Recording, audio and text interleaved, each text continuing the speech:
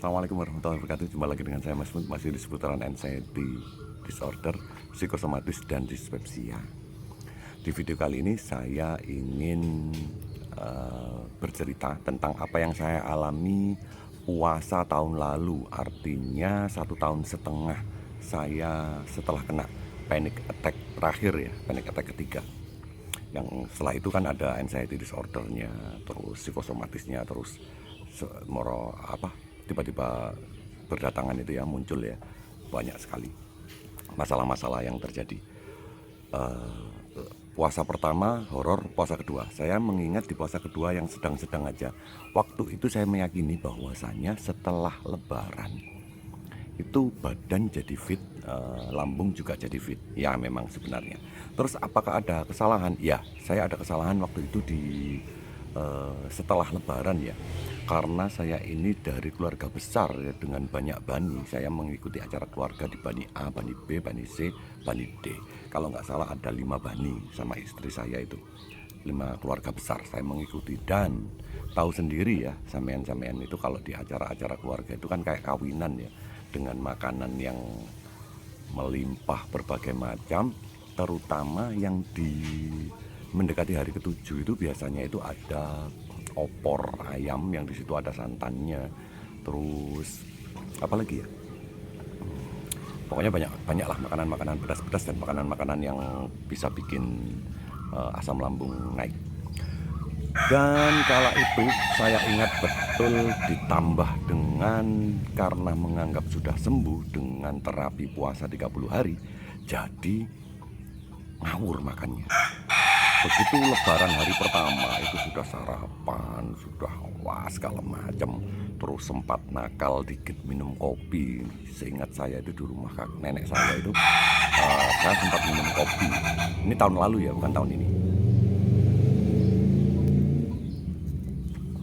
Terus makan bakso pedas. Di acara berikutnya makan makanan bersantan, terus telur bumbu petis. Wah, enak sekali tuh. Itu gandengannya opor ayam dan ketupat. Itu sangat nikmat sekali. Saya makan kala itu. Saya sempat merasa tidak nyaman perut. Setelah terapi 30 hari seperti sia-sia gara-gara makan ngawur. Makannya dihajar habis-habisan selama 1 minggu setelah lebaran. Apa yang terjadi?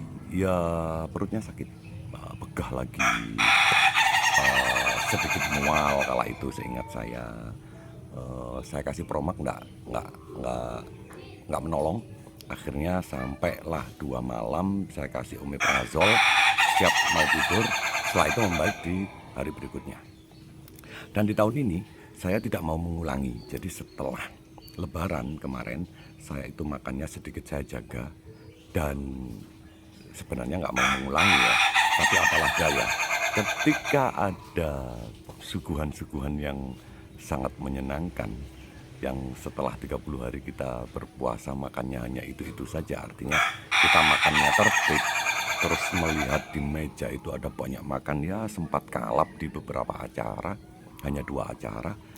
Terus besok ada acara yang terbesar itu. Setelah itu nggak ada masalah yang berarti. Sampai tadi pagi saya merasakan perut saya begah sedikit, terus saya kasih promak, selesai. Ternyata alhamdulillah di puasa yang ketiga ini, di lebaran yang ketiga, berarti 2,5 tahun, hampir 3 tahun ya. Ya masuk tahun ketiga. Tapi kalau secara saya dari panic attack itu, ini saya sudah 2,5 tahun. Gak ada masalah yang berarti, gak ada masalah, tetap santai. Ini nunggu prepare istri dan anak-anak saya mau berangkat lagi ke rumah orang tua. Tadi sudah ditelepon, katanya ini ketupatnya sudah ada dengan opor dan telur petisnya. Wah, meronta-ronta ini setelah sholat Jumat tadi. Sudah lapar ini, kayaknya sudah harus berangkat dan harus makan itu tadi.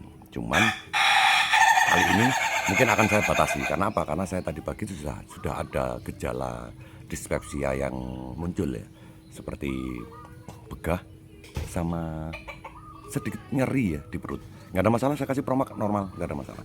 Dan ketika sudah ada warning seperti itu, harap teman-teman waspada.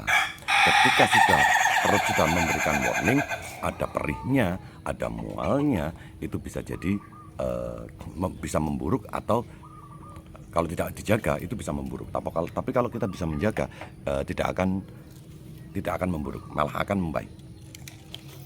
Terus sempat lemes, ya, karena kecapean. Makasih. Karena kecapean tadi, saya kecapean beberapa hari ini, kecapean banget. Aktivitasnya terlalu banyak, kurang tidur itu hanya 4 jam, maksimal 5 jam. Nah, kecapean itu yang membuat sedikit ada kelingan tadi pagi, sedikit saja. Terus saya kasih nutrisi, tadi pagi saya minum air kurma, dan ini siang saya minum air kurma, nanti sore saya juga akan minum air kurma. Ini hanya 3 biji kurma aja, diseduh dengan air hangat. Nggak usah di blender, kalau saya diseduh dengan air hangat. Setelah sudah lepas semua dari isinya, sudah tinggal dikonsumsi. Bismillah. Magnesium, kalium, dan segala kebaikan kandungan kurma itu tadi bisa mengatasi kelingan. Karena gulanya tinggi, tapi tidak termasuk gula yang jahat. Kurma itu termasuk gula yang baik, yang mudah dicerna oleh tubuh dan bisa dipakai langsung tenaganya untuk makanan tersebut bisa dipakai, diolah langsung, bisa jadi tenaga. Itu bisa memperbaiki kondisi tubuh. Kalau saya sih begitu. Kalau anxiety-nya, nah ini anxiety-nya alhamdulillah nggak ada. Jadi meskipun kelingan itu normal, meskipun perutnya perih itu juga normal, ketika perutnya juga ada mual itu juga normal. Kenapa? Karena sudah nggak ada anxiety-nya. Tapi kalau ada anxiety-nya, ini sudah jadi masalah gitu. Jadi wah, kok kelingan pagi tadi ketika saya bersih-bersih kendaraan, saya cuci-cuci kendaraan, saya belum sarapan, terus saya kelingan. Cukup saya lanjutkan sampai selesai, minum air kurma, setelah itu duduk santai. Terus sempat ke rumah saudara tadi, acara silaturahim. Setelah itu sholat Jumat saya minum lagi, selesai, nggak ada masalah. Kelingannya hilang, 100% hilang, karena sudah terisi nutrisinya dan tidak dipakai oleh otak. Kalau kita masih anxiety, meskipun kita kasih nutrisi, kita kasih makanan tubuh kita, itu makanan itu langsung diserap oleh otak. Kenapa? Karena otak ini butuh nutrisi yang banyak, karena kita cemas. Ketika kita cemas, kita berpikir negatif, kita selalu berpikir terus. Makanan itu tadi, sari-sari makanan tadi yang sudah diserap oleh tubuh, jalan ke darah, akhirnya nyalur ke otak, dan nutrisinya itu ketika membilas otak itu nutrisinya diambil sama otak. Jadi tubuhnya tetap kelingan. Tapi kalau sampean tidak ada anxiety-nya, sampean kelingan, itu normal. Orang normal nggak pernah sakit anxiety disorder, psikosomatis dispepsia juga, mereka juga sempat kelingan kalau kecapean, kurang tidur, dan lain-lain. Apalagi kalau habis begadang, itu sudah pasti kelingan. Saya ingat dulu ketika buka puasa, ketika saya masih muda, begitu habis minum es, terus saya ngerokok, itu kelingan, itu sudah pasti. Terus kalau perih, ya orang normal semuanya juga perih perutnya kalau ada masalah di perutnya. Yang beda itu kan yang spesial ini. Kita orang ini, teman-teman, saya ini termasuk alumni. Orang-orang yang mengidap anxiety disorder, psikosomatis, dan dispepsia itu yang segala sesuatu jadi horor.